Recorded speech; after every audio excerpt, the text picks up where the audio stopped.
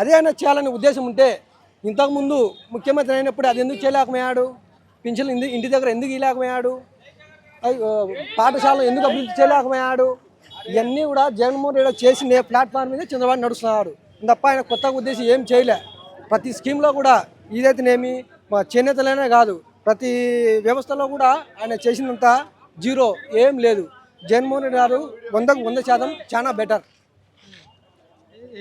నేను చాలా ఈ వయసులో కష్టపడుతున్నాను, జగన్మోహన్ రెడ్డి అన్ని నాశనం చేస్తున్నాడు, భయపెడుతున్నాడు అంటున్నారు చంద్రబాబు గారు.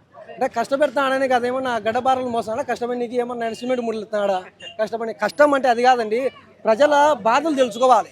ప్రజల బాధలు తెలుసుకొని ఆ బాధలో వాళ్ళకి ఏమి కావాలి, ఆ బాధ నుంచి వచ్చే స్కీమ్లే నవరత్నాలన్నీ. ఈయన ఎందుకు కష్టపడుతున్నాడని 31 రాందలకే 37 పింఛన్ ఇచ్చి ఇంటికాడికి పోయి అక్కడ 3-4 పెట్టుకొని ఏమా పింఛన్ వచ్చిందా లేదా, ఆ పవన్ కళ్యాణ్ ఇప్పుడు ఉంటాడు హైదరాబాద్లో పోతాడు, అతని గురించి మాట్లాడడం అనవసరం.